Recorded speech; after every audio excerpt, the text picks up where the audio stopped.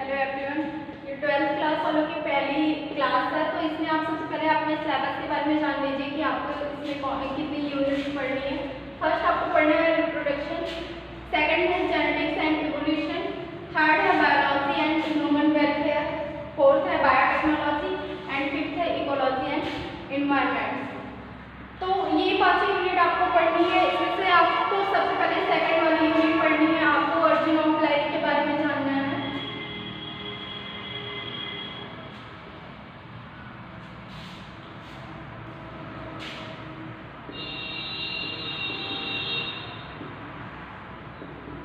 Second unit में आपको पढ़ना है जेनेटिक्स एंड इवोल्यूशन, यानी आनुवंशिकी और जैव विकास। इसके अंतर्गत आपको 3 चैप्टर्स पढ़ने हैं।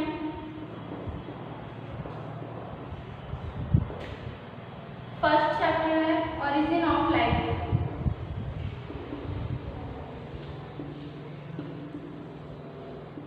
जीवन की उत्पत्ति। सेकंड है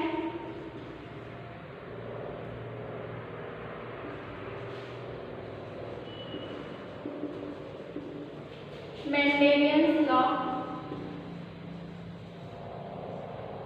of inheritance,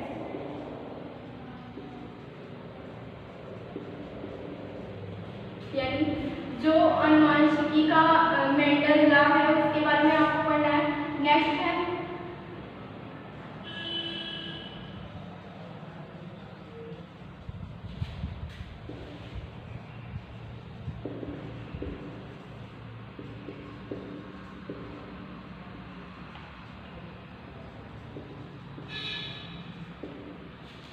molecular basis of inheritance, यानी आनुवंशिकी का आणविक आधार। तीनों चैप्टर में आपको सबसे पहले पढ़ना है ओरिजिन ऑफ लाइफ, पृथ्वी की उत्पत्ति के बारे में, जीवों की उत्पत्ति के बारे में। नेक्स्ट चैप्टर में आपको पढ़ना है मेंडल्स लॉ, जो उन्होंने आनुवंशिकी के लिए अपने बहुत सारे सिद्धांत दिए थे उसके बारे में। नेक्स्ट थर्ड आपको पढ़ना है मॉलिक्यूलर बेसिस ऑफ इनहेरिटेंस, यानी जो आनुवंशिकी के लिए जो मॉलिक्यूल्स जिम्मेदार होते हैं उनके बारे में, जैसे डीएनए हो गया, आरएनए हो गया, इन सब चीजों के बारे में।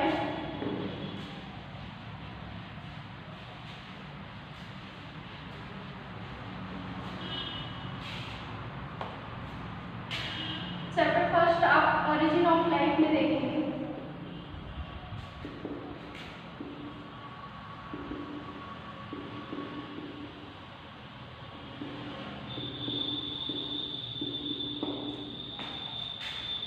इसमें सबसे पहले आपको 2 टर्म मिलेंगे,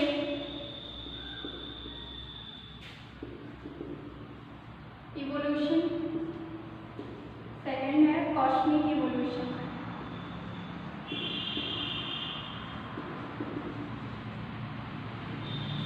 इवोल्यूशन क्या होता है? इसको जैव विकास कहते हैं, हिंदी में जैव विकास कहते हैं।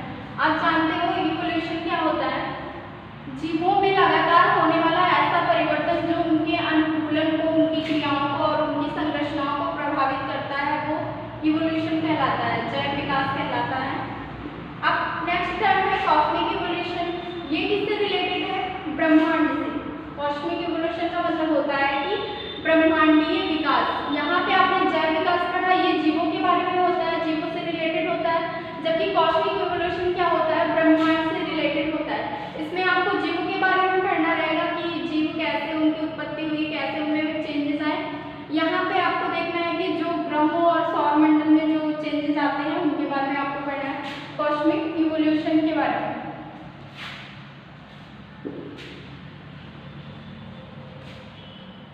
सबसे पहले हम कॉस्मिक इवोल्यूशन के बारे में पढ़ेंगे।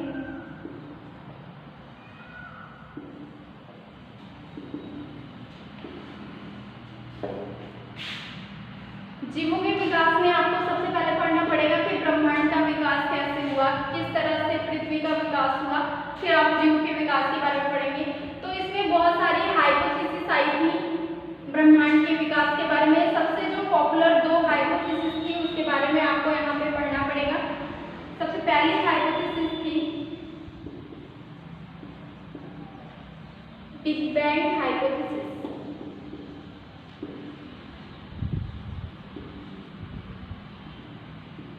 बिग बैंग परिकल्पना। इसमें बहुत सारे साइंटिस्ट थे जिन्होंने इसको सपोर्ट किया था। 3 थे। पहले थे एबी लैमेस्की,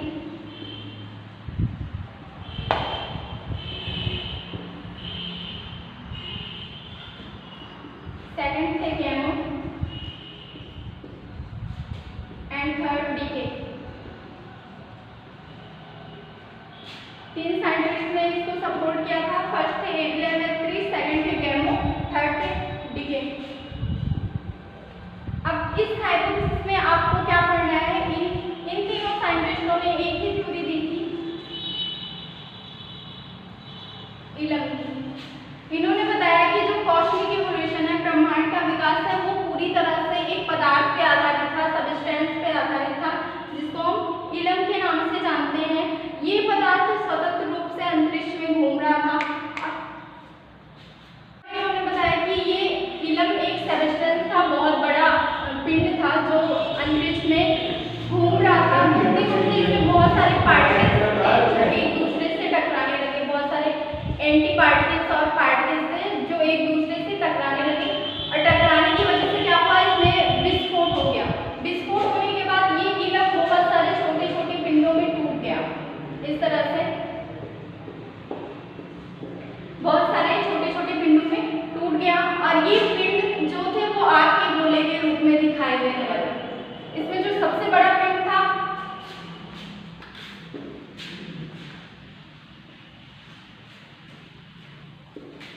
इन पिंडों में वो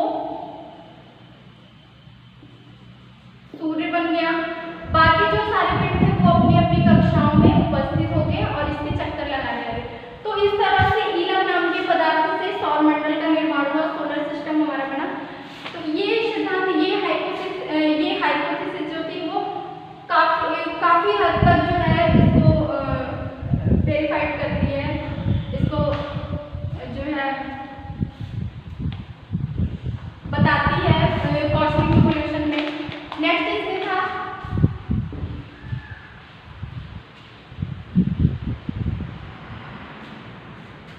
सेकंड हाइपोथेसिस थी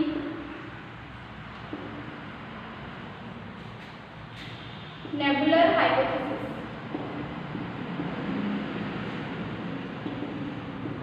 इसको हम निहारिका परिकल्पना के नाम से भी जानते हैं। इसमें 2 साइंटिस्ट थे, कांट एंड लैप्लास। 2 वैज्ञानिकों ने बताया कि जो सोलर सिस्टम होता है, इसमें कोई भी पिंड जो अंतरिक्ष में पूरी तरह से स्वतंत्र रूप से घूम रहा था, वो अचानक से अपने एक अक्ष पर स्थित हो गया, और जो सारे छोटे छोटे पिंड थे वो धीरे धीरे उसका चक्कर लगाने लगे। और जब चक्कर लगाने लगे तो यहाँ पे एक सोलर सिस्टम फॉर्म हो गया। इसमें बहुत सारे ग्रह और उपग्रह उपस्थित हो गए, जिससे हमारी कॉस्मिक इवोल्यूशन को दिशा मिली। और ये सूर्य पर जो सबसे टेम्परेचर सबसे ज़्यादा था वो सूर्य बन गया, और जो और सारे ग्रह थे वो धीरे धीरे इसकी कक्षा में इसका परिक्रमण करने लगे।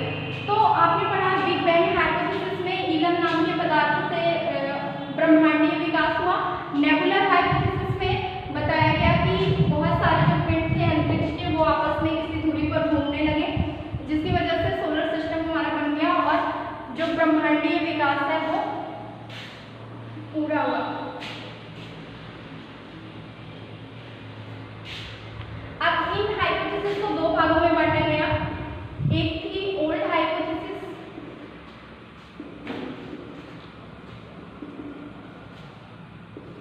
दूसरी थी मॉडर्न।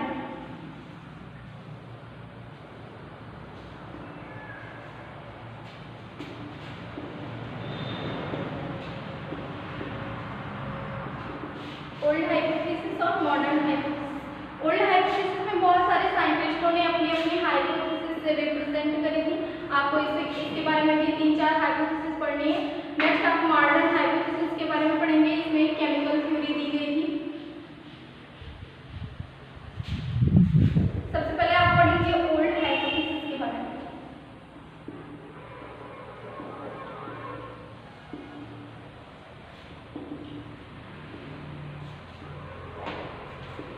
जिसमें आपको बहुत सी हाइपोथेसिस पढ़नी है।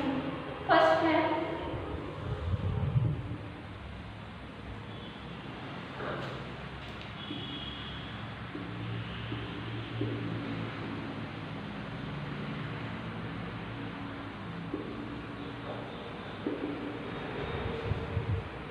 हाइपोथेसिस है the theory of special creation, विशिष्ट सृष्टिवाद, इसको हम हिंदी में विशिष्ट सृष्टिवाद की परिकल्पना बोलते हैं। इसके जो सपोर्टर थे या इसके जो संस्थापक थे, इसको इस थ्योरी को जिन्होंने रिप्रेजेंट किया था उनका नाम था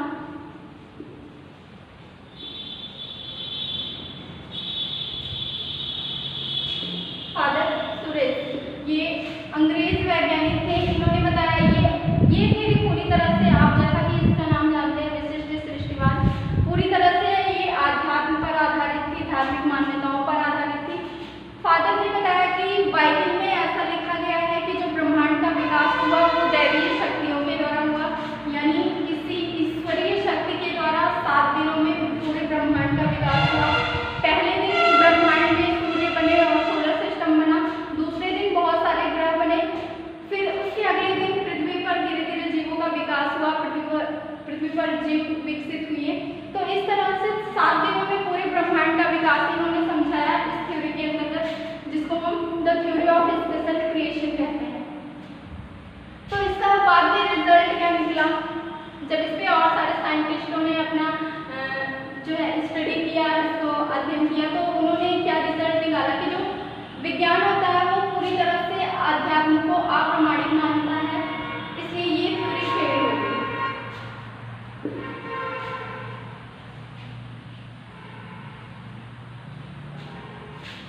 पहली थ्योरी आपने वो पढ़ी थी विशिष्ट सृष्टिवाद की, जो बाद में फेल हो गई क्योंकि वो पूरी तरह से अध्यात्म पे आधारित थी। नेक्स्ट थ्योरी है एबायोजेनेसिस,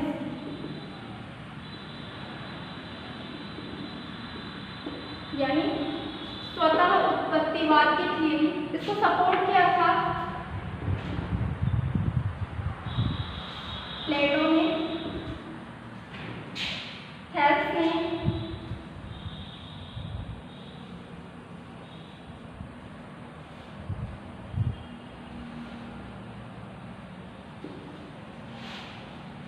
अरिस्टो ने, बहुत सारे साइंटिस्ट थे इसको सपोर्ट करने वाले। पहले थे प्लेटो, सेकंड थे थेल्स और नेक्स्ट थे अरिस्टो। इन साइंटिस्टों का कहना था कि ये जो एबायोजेनेसिस की प्रक्रिया होती है, यानी स्वतः उत्पत्तिवाद की प्रक्रिया से ही ओरिजिन ऑफ लाइफ हुई, जीवों का विकास हुआ। अब इसमें एक साइंटिस्ट और आए वॉन हेल्महोल्ट्ज।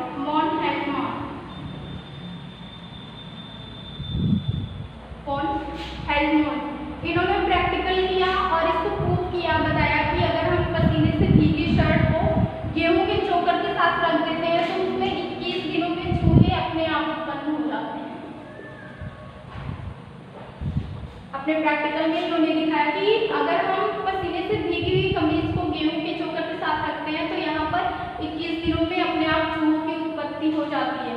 इसी तरह से अरिस्टो ने भी बताया कि जैसे जो मड होता है, कीचड़ होता है, उसमें अपने आप से कीट उत्पन्न हो जाते हैं और बहुत सारी चीज़ें जैसे पानी में मच्छर अपने आप उत्पन्न हो जाते हैं।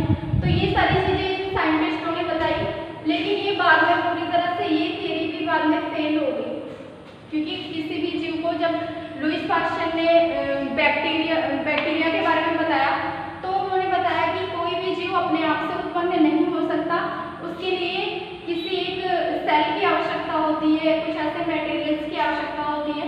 तो एबायोजेनेसिस की थ्योरी भी पूरी तरह से फेल कर दी है।